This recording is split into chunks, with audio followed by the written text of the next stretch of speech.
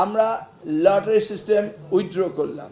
এনটিআরসিতে আমাদের প্রধান শিক্ষক নিয়োগের যে বিষয়টি, সেখানে আমরা এক্সপিরিয়েন্সের বয়স 18 বছর নির্ধারণ করেছি। ওটা প্রজ্ঞাপন পরে পাবেন আপনারা। আর আমাদের যে বছরের প্রথমে পরীক্ষা অ্যাডমিশন পরীক্ষা যেটা হয়, সেটা আমরা লটারির পরিবর্তে পরীক্ষা নেওয়ার ব্যবস্থা করতে যাচ্ছি। আগাম জানিয়ে দিলাম যেন সকলের সুযোগ। আমরা এই বিষয়ে আগে থেকেই গবেষণা করছি।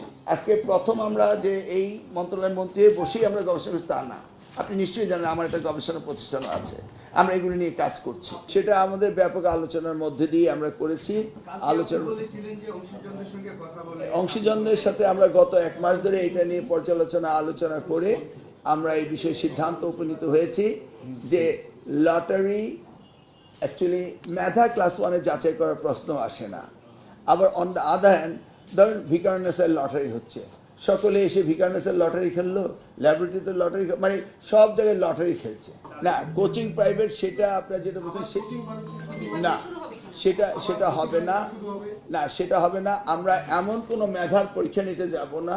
ইটস ইনিশিয়াল স্টেজ, আমরা তাদের পরীক্ষা নেব, তারপরে দেখা যাক পরবর্তী ধাপে কি হবে। ওদেরকে আমরা ক্লাস 1-এ নিউরো সার্জন বানানোর চেষ্টা করছি না, এটা নিশ্চিত থাকে।